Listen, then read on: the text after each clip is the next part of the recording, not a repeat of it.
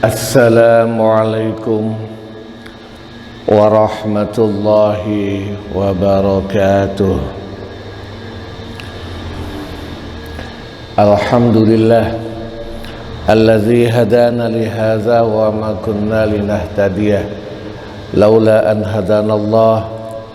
Wassalatu wassalamu ala asyrafil anbiya'i wal mursalin Sayyidina wa maulana Muhammadin wa ala alihi wa ashabihi ajma'in. Qala rabbi shrah li sadri wa yassir li amri wahlul 'uqdatam min lisani yafqahu qawli. Al-Fatihah ila hadratin Nabil Mustafa Muhammad sallallahu alaihi wasallam wa ala alihi wa ashabihi wa zurriyyatihi wa furu'ihi wa usulihi wa ila jami'i ikhwanihi minal anbiya'i wal mursalin wal awliya'i wash syuhada'i was salihin was sahabati wa tabi'in wa tabi'i tabi'in wal ulama'il 'amilin wal musannifin al mukhlisin wa jami'il malaikatil muqarrabin, khususan Syekh Abdul Qadir Al-Jilani wa Imam Ghazali wal awliyatis sa'fil Jawa wal mufassirin wal muhaqqiqin wal mutasawwifin wal arifin billahi rabbil alamin, khususan muallif hazal kitab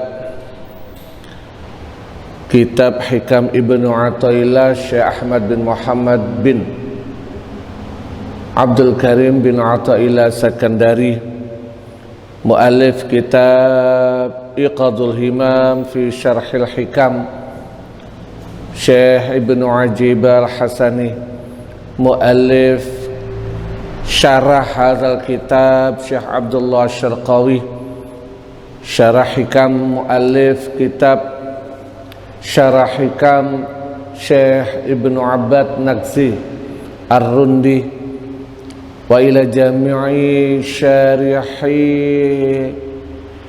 Hikam Ibnu Athaillah, wa ila pengarang kitab terjemah syarah hikam Kiai Misbah bin Zainul Mustafa Bangilan Tuban, wa ila muassisi hazil qaryah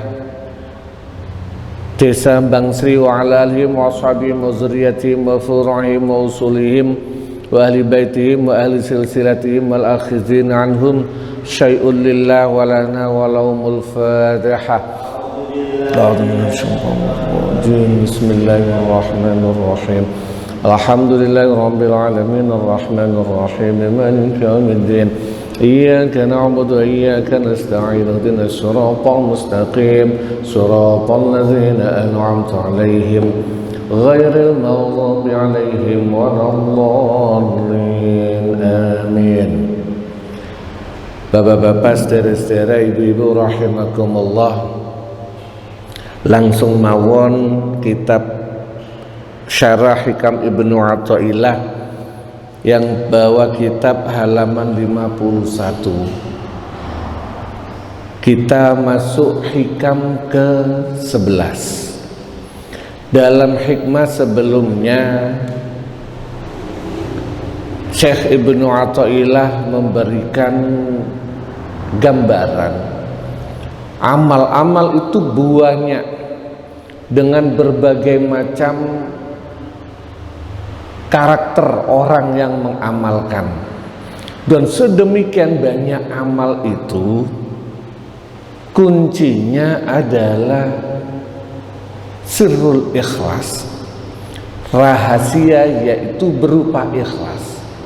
Tanpa ikhlas, amal yang sedemikian banyak itu tidak ada artinya, seperti manusia tanpa jiwa.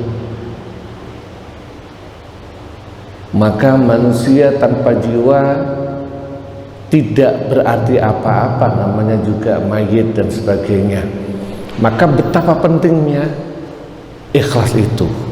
Bagaimana caranya agar kita bisa menuju atau sampai tahap derajat ikhlas? Summa zakara, Summa zakarro, maka dalam pelajaran ini, hikam ke-11 ini, Syekh Ibnu Athaillah mencoba untuk memberikan petunjuk cara, salah satu cara agar kita bisa beramal dengan ikhlas. Summa zakarro, mongko nuli nutur sapa musannif, sapa pengarang, yaitu Ibnu Athaillah rahimahullah, ma ing barang yu'inu kang bantu apa ma alal ikhlas ing atase ikhlas, wa yuhassilu lan nasilaken apa ma hu ing ikhlas, biqouli kelawan dawuh musannif. Maka hikam selanjutnya adalah hikam yang membantu kita untuk menggapai ikhlas dan menghasilkan ikhlas itu sendiri. Biqaulihi kelawan dawuh musannif, dengan ucapannya musannif, idfin wujudaka fi ardil khumuli fama nabata min ghairi zar'in.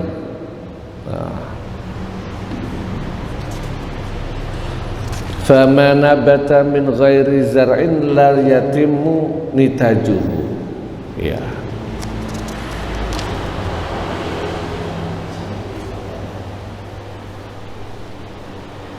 Fama nabata mimma lam yudfan la yatimmu nitajuhu. Idfin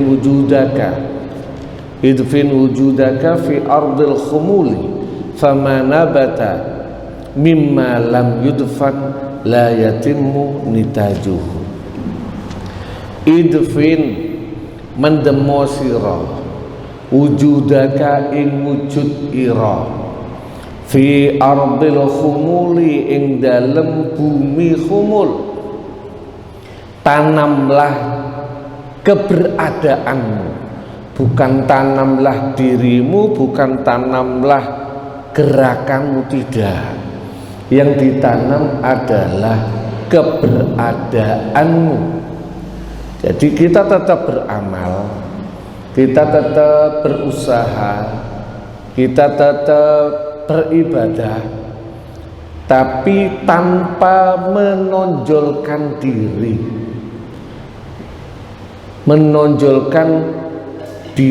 jadi kita tanam keberadaan kita. Idfin wujudaka fi ardil khumuli ing dalem bumi khumul, ai fil khumuli tegese ing dalem khumul, wa huwa utawi khumul iku adamu syuhrati, ora anane kuncara, ora anane terkenal, asyabihi kang den serupaaken bil ardi kelawan bumi. Tanamlah dirimu di ketidakterkenalan. Yang tidak terkenal itu seperti bumi, ya seperti biasa di mana-mana. Kalau sesuatu ditanam di dalam bumi tidak kelihatan, bukan berarti tidak ada, bukan berarti tidak bergerak, tetapi orang tidak melihat.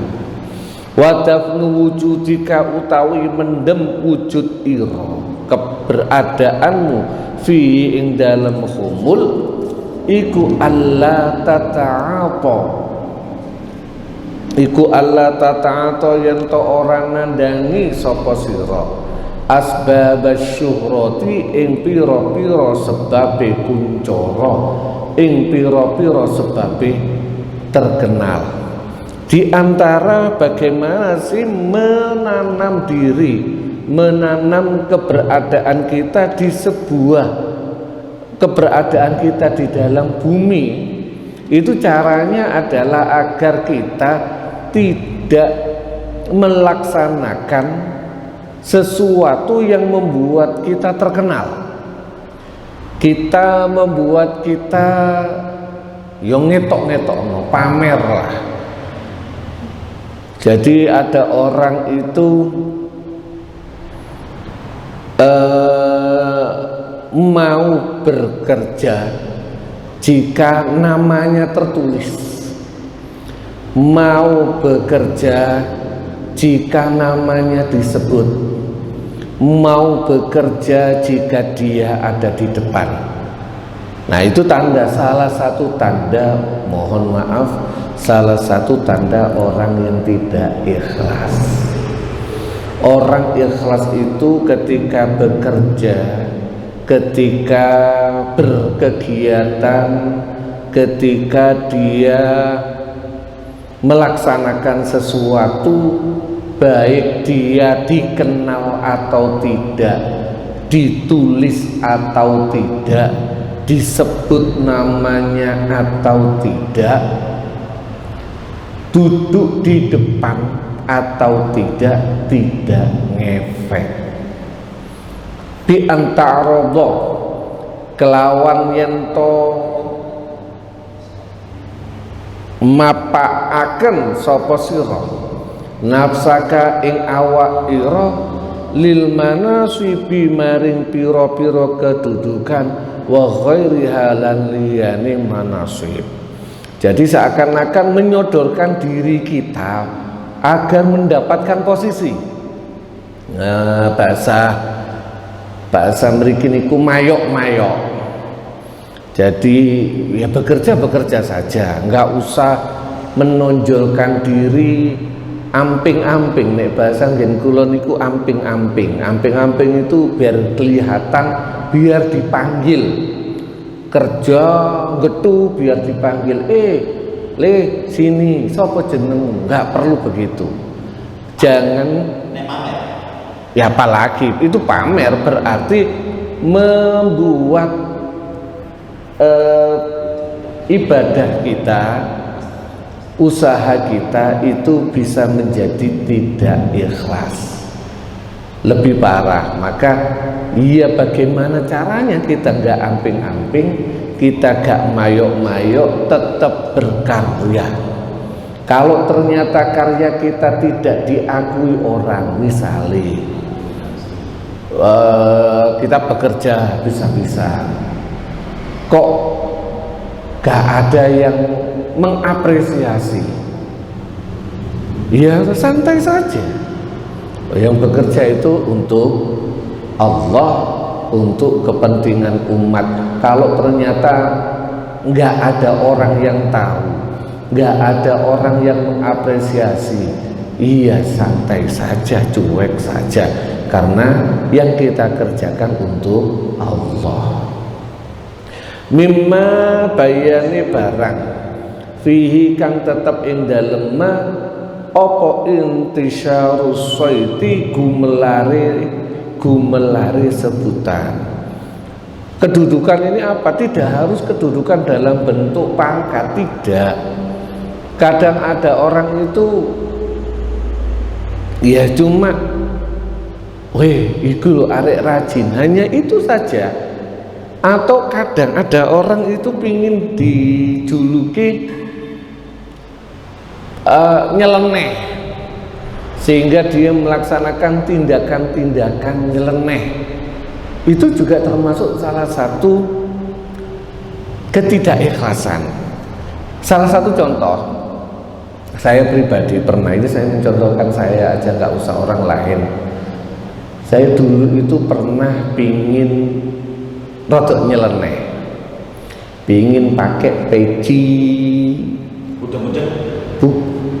peci yang tinggi itu loh, pakai peci tinggi, pingin cek rodok nyeleneh gitu, nggak nyeleneh parah. Tapi saya pernah baca sebuah tulisan, saya lupa apakah hadis atau ungkapan seorang ulama, siapa yang berbeda, ingin berbeda dengan kaum di sekitarnya, itu termasuk sombong. Jadi lebih berat lagi, wis sombong, wis enggak ikhlas. Jadi kalau kita berpakaian, sebaiknya ya enggak usah beda. Kalau memang kita tinggal di wilayah Sidoarjo, pakaiannya ya pakaian itu normalnya pakaian kemeja panjang, pakai celana biasa, ya nggak usah, mohon maaf, nggak usah pakai jubah. Kenapa? Itu menunjukkan seakan-akan, mohon maaf, menunjukkan aku beda. Dan ketika menunjukkan aku beda, itu jadi pamrih. Ketika pamrih, jadi membuat tidak ikhlas. Jadi apa? Ya biasa saja. Nggak usah, standar kita di sini nggak usah direndahkan, juga nggak usah ditinggikan. Makanya kalau saya ada ungkapan, ada seorang ulama berkata, kalau memang ada orang kelasnya di tempatnya, misalnya dia posisinya sebagai pimpinan CEO sebuah perusahaan, standarnya CEO itu ya mobilnya Alphard. Kalau dia pakai Alphard, itu bukan sombong. Justru ketika dia memaiki mobil yang lebih rendah, bisa jadi itu membuat dia tidak ikhlas. Kenapa? Nyeleneh. Nggak usah nyeleneh. Ya standarnya orang pakai apa ya ikut itu, sehingga tidak. Biasalah kalau ada orang semua pakai Alphard, Anda pakai mobil yang merakyat, misalnya pakai Avanza, akan muncul dalam hati, cek uang nganggep aku merakyat, cek dianggap sederhana. Akhirnya karena cek kehilangan keikhlasan. Maka paling indah adalah gak usah cek. Ya orang umumnya standarnya pakai apa?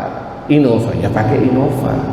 Bukan menandakan itu Anda pamer, gak ikhlas. Justru jika nyeleneh itu yang gak ikhlas. Fal wajib.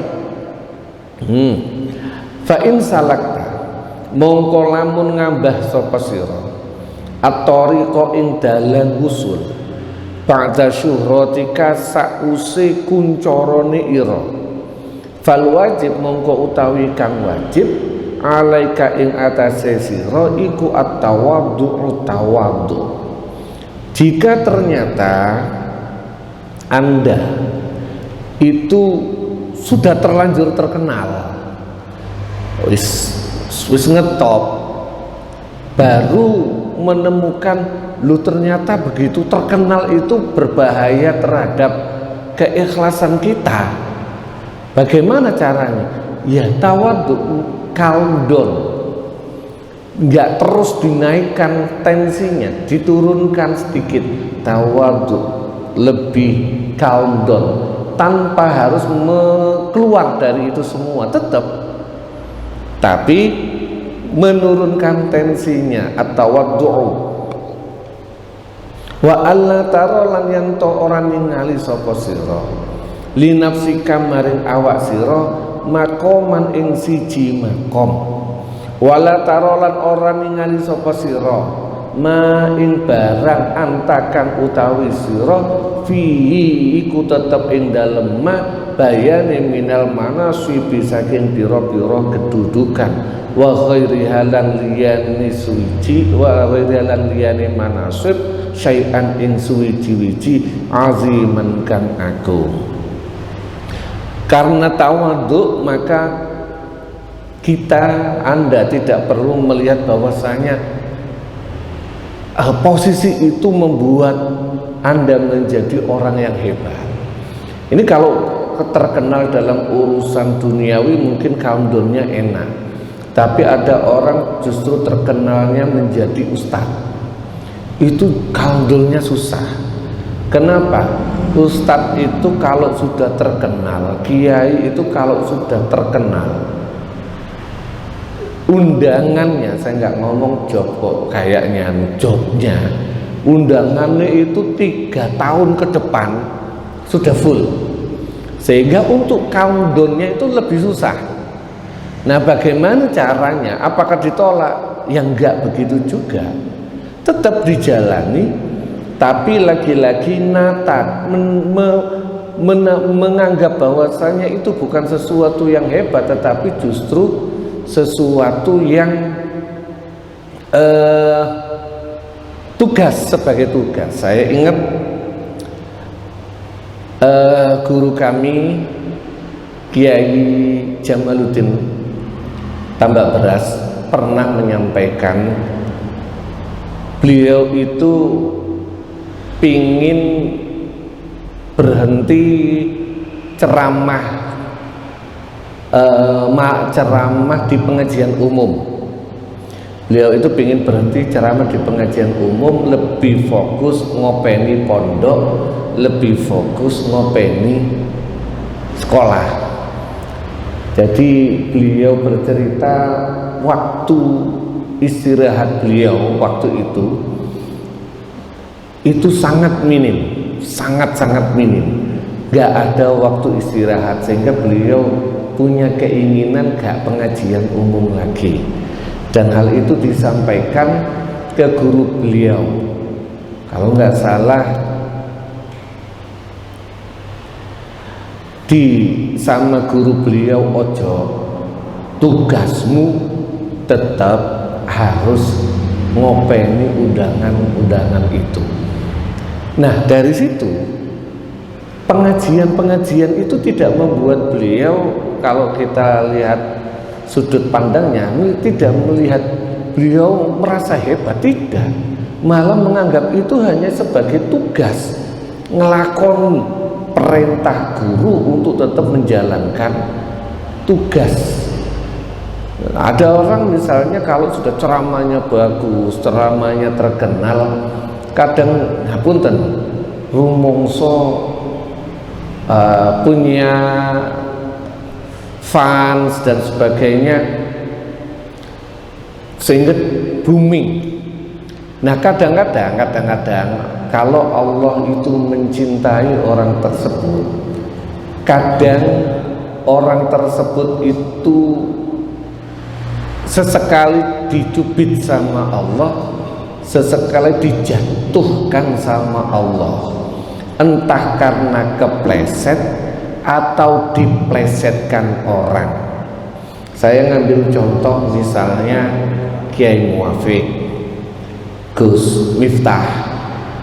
Saya menganggap itu adalah rasa cinta Allah terhadap beliau-beliau, agar beliau-beliau itu tidak terlalu terkenal dan mulai kembali ke yang namanya khumul ini.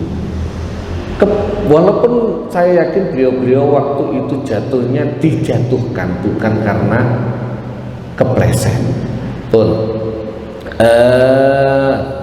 Baltar balik ningali sapa sira annal khaira ing sak temene kang luwe bagus iku fi tarkihi ing dalem ninggal ma, lakin la tatruhu, lakin la tatruk, tetapi ne ojo ninggal sapa sira hu ing ma illa bi isyarati ustazika, kejaba kelawan isyarah guru ira.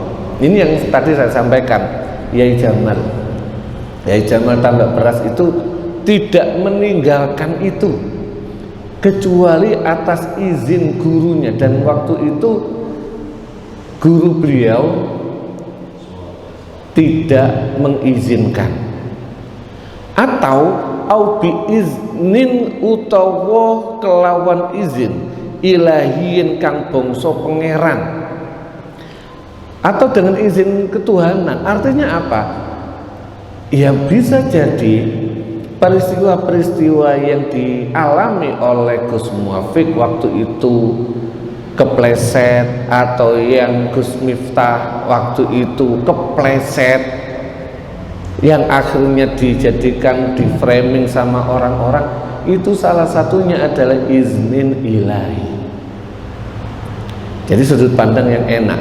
Summa dharaba mongko nuli gawe sapa musannif lizalika maring mengkono mazukir masalan ing tepo tulodo alias ing contoh biqaulihi kelawan dawe musannif. Kemudian musannif memberikan contoh dengan ucapannya fama mongko utawi barang nabatakan tukul apa mah bayane minal habbi saking biji mimma saking barang lam yudfang kang ora den pendem apa mah iku layatimu ora bisa sempurna apa nitajuhu hasile. Kalau di sini tukule ma alias hasilnya ma, biji yang tumbuh tidak ditanam maka tidak sempurna hasilnya. Biji apa saja kalau kita mau nanam bagus,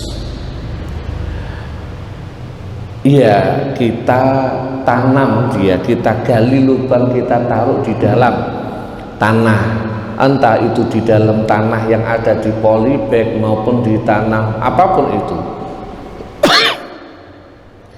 Kenapa? Kalau biji tidak ditanam di dalam tanah, dia baru dalam bentuk biji. Kadang kalau itu sejenis padi, gandum dan sebagainya, ketika kita lempar saja di tanah, maka pertama yang akan mengambil adalah burung. Jadi belum sampai tumbuh sudah dimakan burung, belum tumbuh sudah dimakan ayam. Oke, katakanlah tidak ada ayam, tidak ada burung, dia tumbuh. Ketika dia tumbuh tidak di dalam tanah, di atas tanah, maka tumbuhnya tidak maksimal. Karena apa ya? Salah satunya dia belum apa-apa sudah kena panas dan sebagainya. Maka apakah ada tumbuhan yang tidak digeletak notok akhirnya sempurna? Ada. Sama dengan manusia, apakah ada orang yang tidak ditanam tapi akhirnya hasilnya sempurna? Ada, tapi sangat sedikit sekali. Prosentasenya sangat rendah dibandingkan kalau kita mau nanam di tanah yang subur. Di dalam tanah prosentase tumbuh dan menghasilkan buahnya akan lebih baik. Ini jadi digambarkan sama pengarang, kalau kamu ingin menjadi orang yang bermanfaat, maka pendamlah dirimu dulu. Salah satu, kalau zaman sekarang, salah satu cara memendam diri yaitu di pesantren. Mohon maaf yang belum ke pesantren, itu salah satu, bukan pasti. Orang kalau di pesantren itu sama dengan menanam keberadaannya. Orang kalau udah di pesantren itu ada ungkapan nek mangan koyok meri, nek muli ngimami koyok kiai. Jadi santri itu mangane koyok meri, makannya seperti bebek. Sehingga rata-rata, tidak semua, rata-rata santri itu mempunyai karakter tawadhu. Itu salah satu proses humul. Jadi kalau ada santri kok pulang ita itu berarti humulnya, nyantrinya belum selesai. Jadi nanemnya belum lama, berarti nanemnya enggak jenuh. Ya, santri itu kalau sudah nyantri, insya Allah humulnya cukup. Itu salah satu. Lah kalau orang yang belum nggak nyantri, ya banyak proses, termasuk ngaji di musola, ngaji di masjid, itu salah satu bentuk humul.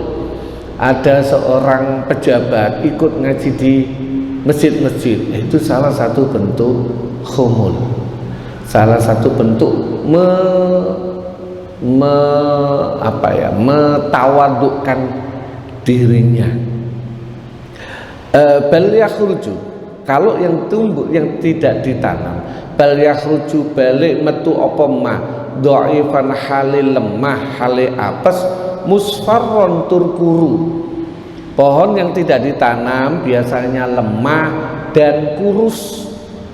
la yuntafa'u kang ora kena den alap manfaat apa ma bihi bihi kelawan ma apa bihi kelawan ma apa al intifa'u ngalap manfaat atau al intifa'a ngalap manfaat atau makang sempurna. Maka karena dia kurus tidak bisa diambil manfaatnya secara maksimal. Wa iza lam yambut lan tatkalane ora cukul apa ma fal ghalib mongko utawi kang kaprah iku ayal taqita yen to nemu ing ma hu ing ma apa ato iru manu fala yuntafa'u mongko ora kena den alap manfaat apa ma bi kelawan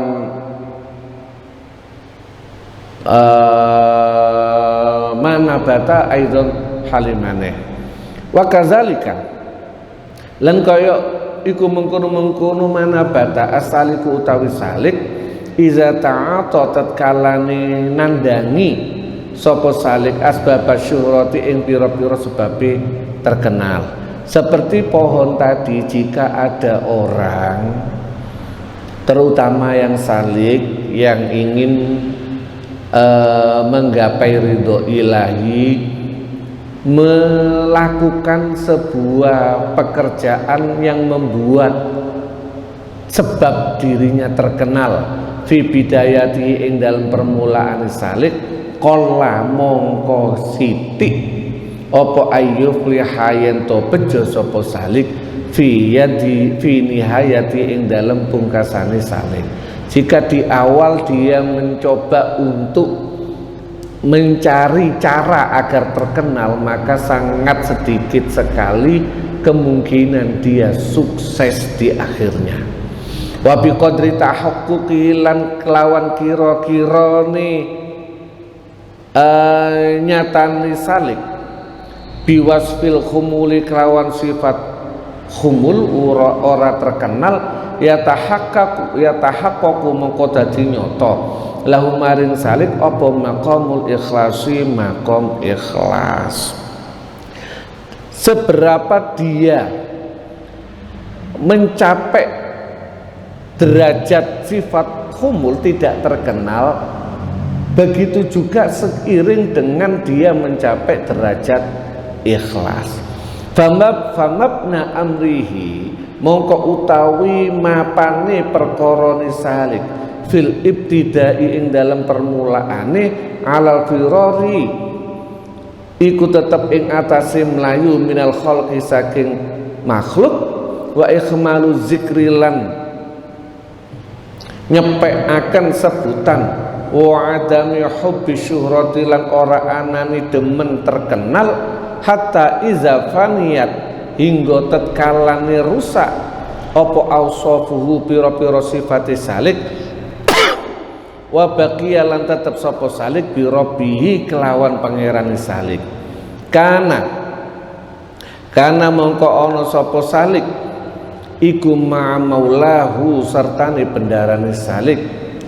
Jadi setelah dia menghilangkan semua proses, semua sebab-sebab dia membuat terkenal, kemudian hilanglah sifat-sifat dia, sifat-sifat keterkenalan dia.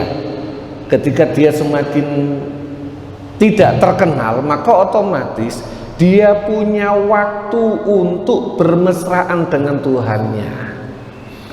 Ya tadi saya contohkan, saya husnuzon Gus Muafiq, Gus Miftah, Ustadz Yusuf Mansur itu dapat izin ilahi agar menjauh minimal untuk sementara dari makhluk agar lebih mendekat kepada Tuhannya, sehingga nanti ketika sudah muncul lagi, jika muncul lagi beliau itu sudah mapan keikhlasannya. Insya Allah mun ngersakaken sapa maulahu adhara mongko nglahiraken mongko ngetokaken sapa maulahu hu ing salik Wa insya alan lamun ngersakaken sapa maulahu akhfa mongko nyamaraken sapa maulahu hu ing salih. Jadi jika sudah begitu, baik dia membuat dia tampak lagi atau tidak tampak lagi, itu tidak ada efeknya.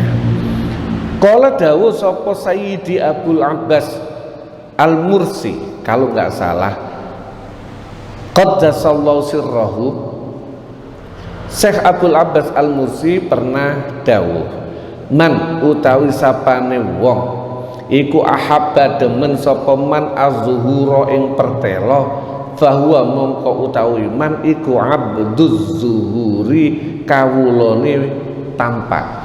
Siapa yang ingin terkenal, maka pada dasarnya dia hambanya keterkenalan.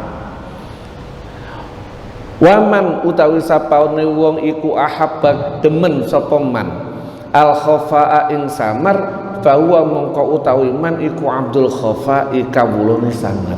Dan barang siapa yang suka tidak menonjolkan diri, maka dia itu hambanya ketidak menonjolan diri.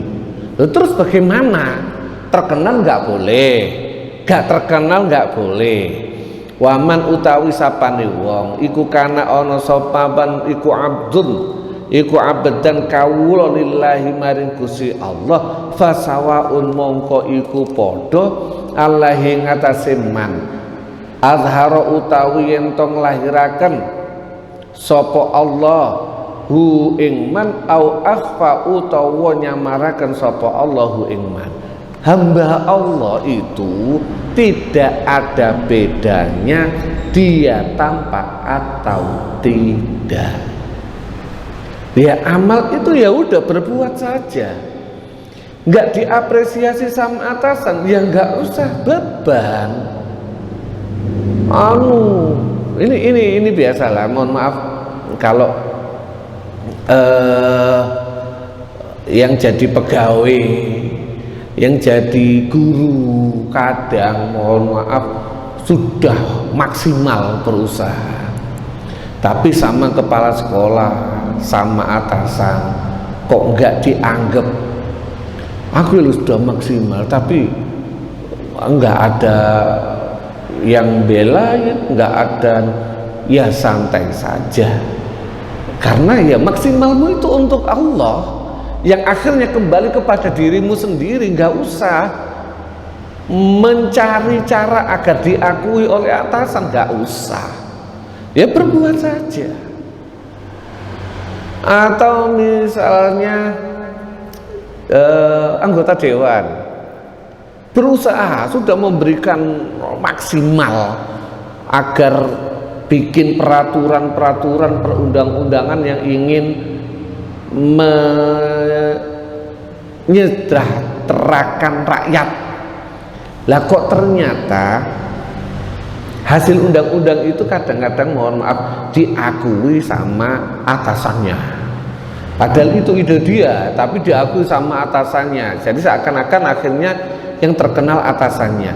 Ya udah, bismillah, itu usahamu untuk rakyat demi Allah, enak, enggak ada yang susah. Begitu juga jika tadi kayak kemarin ada yang namanya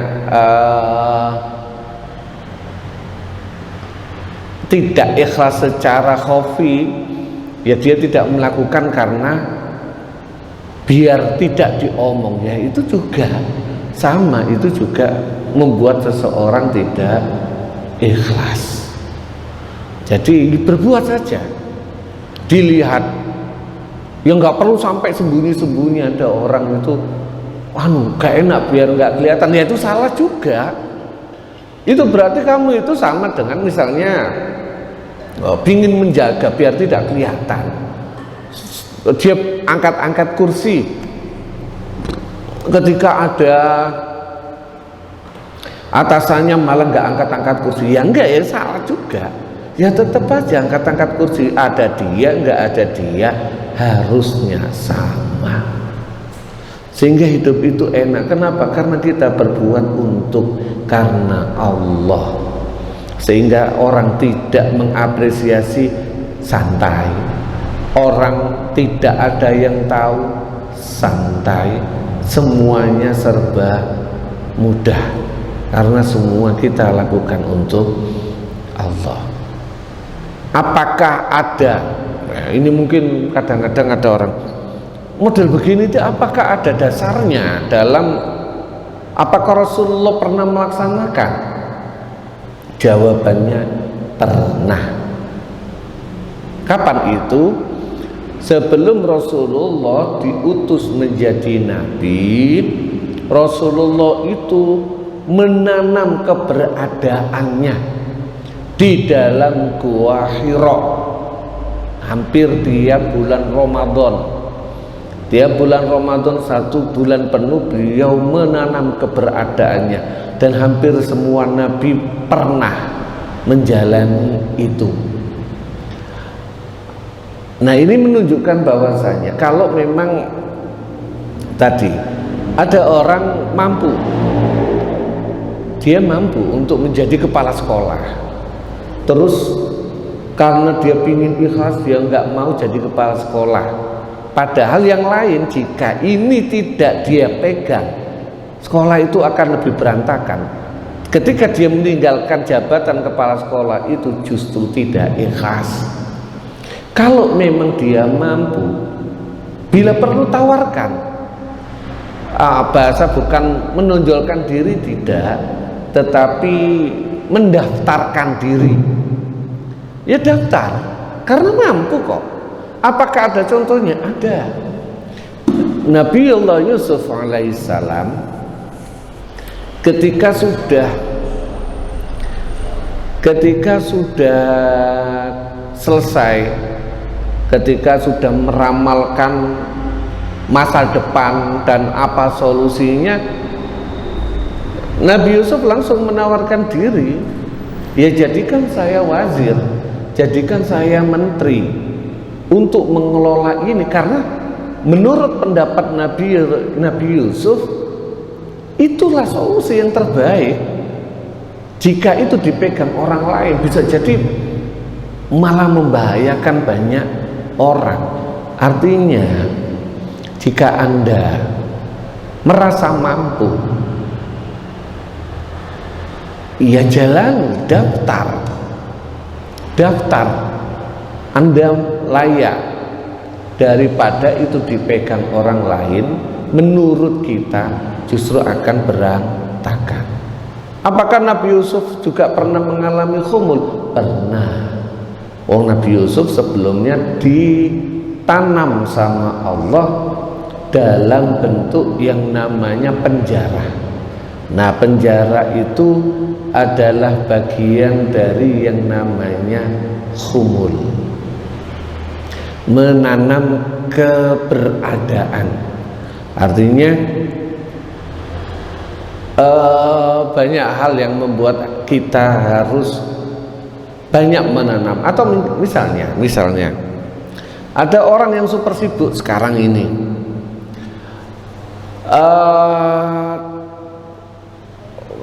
kalau kita di Indonesia itu kan kadang-kadang memang full sekali. Kalau orang sudah terpandang, jabatan itu nggak ada habis-habisnya. Di kampung dia jadi RT, nanti di pekerjaan dia jadi tokoh, begitu di sekolah, di kumpulan murid-murid dia jadi tokoh juga, banyak sekali. Nah, bagaimana caranya? Ya harus mengurangi dengan namanya khumul, menyediakan waktu untuk banyak-banyak merenung. Makanya kalau ada tim namanya ziba-ziba, itu salah satu bentuk untuk khumul, menanam ketidakberadaan. Ada pertanyaan? Gini Ustaz, berkaitan untuk orang yang tidak kecewa dalam doa, dan berkaitan banyak sih orang sering berdoa itu kecewa sih enggak, kadang apa ya, Putus asa. Sambat terus ya seperti itulah.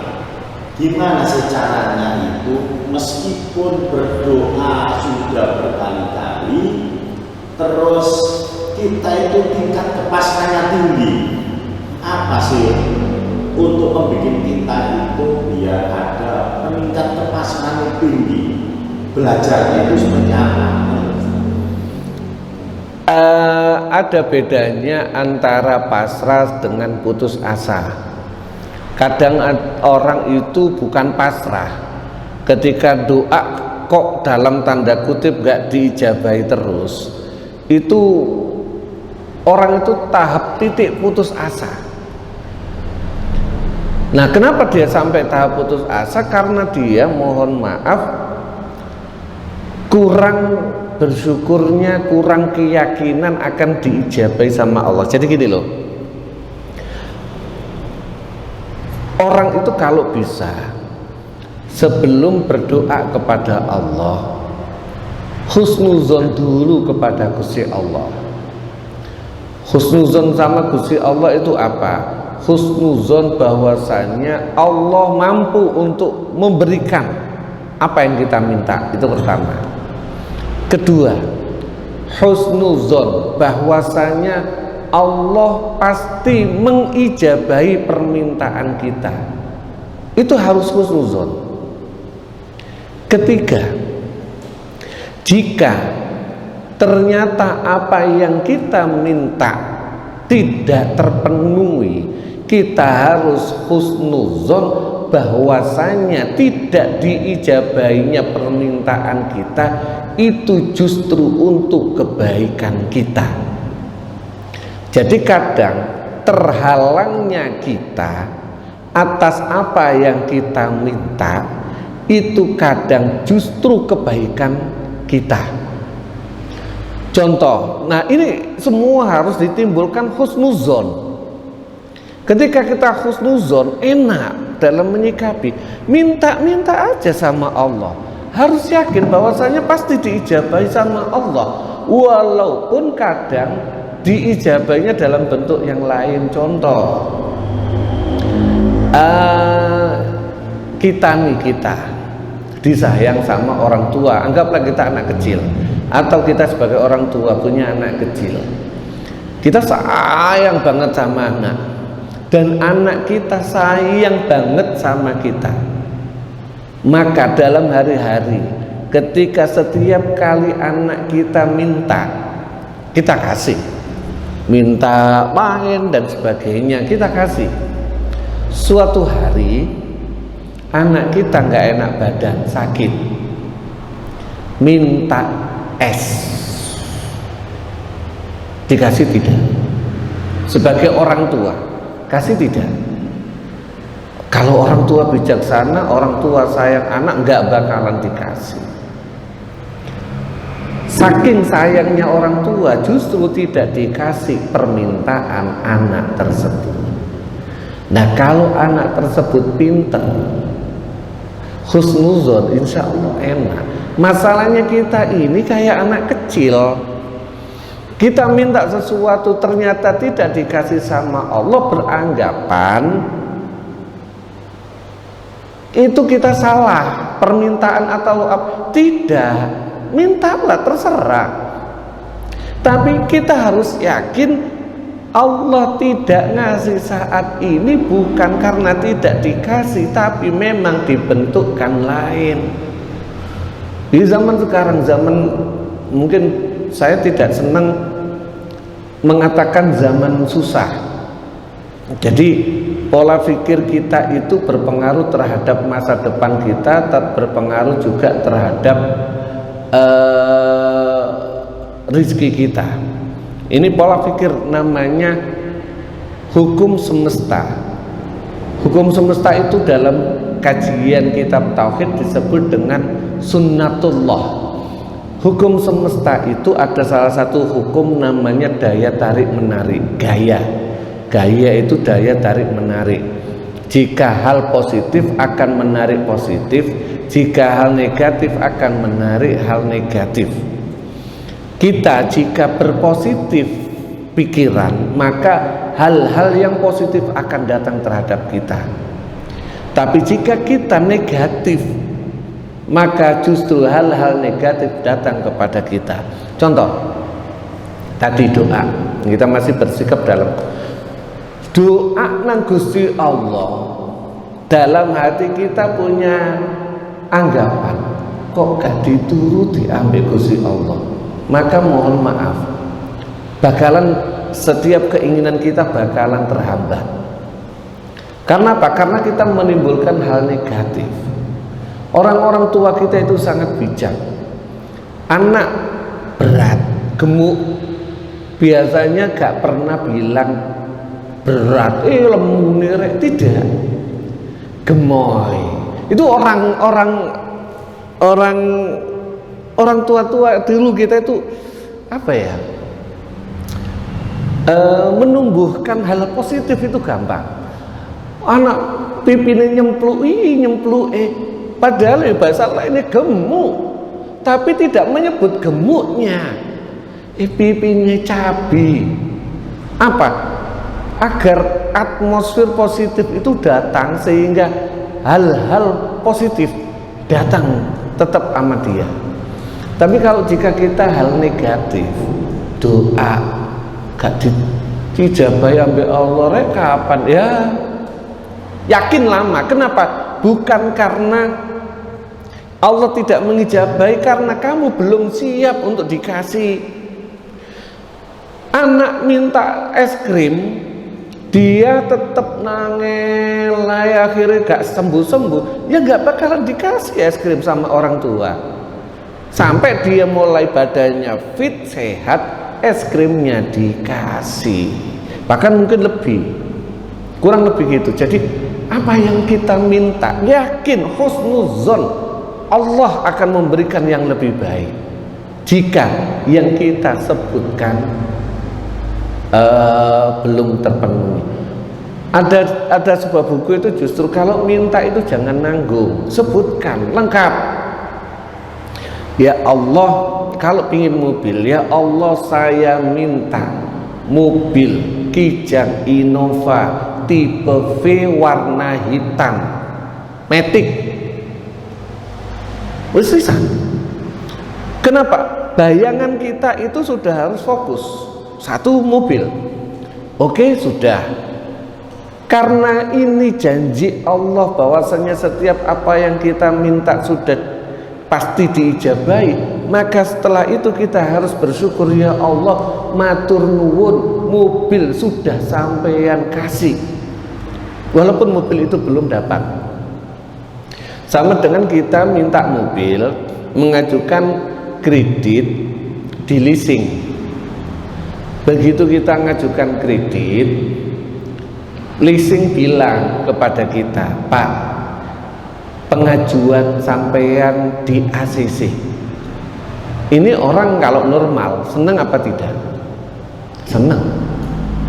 Padahal mobil sudah di rumah belum? Belum. Tanda tangan belum. Baru bilang sudah di ACC. Kenapa kita happy ketika dibilangi sama leasing, tetapi ketika dibilang sama Allah ud'uni astajib lakum, kita belum happy?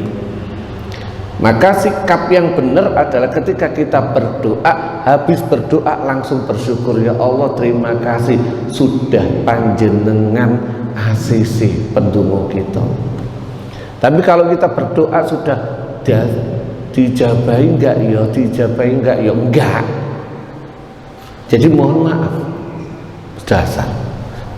Jadi mohon maaf kadang-kadang tidak ijabahan doa kita muncul karena sikap negatif thinking kita, kurang sikap suuzon kita terhadap Allah Subhanahu wa Ta'ala pun mudah-mudahan bermanfaat, mudah-mudahan tetap istiqomah, dan mudah-mudahan semuanya dimudahkan oleh Allah Subhanahu wa Ta'ala. Akhirul kalam, wabillahi taufiq wal hidayah wa ridha wal inayah. Assalamualaikum warahmatullahi wabarakatuh.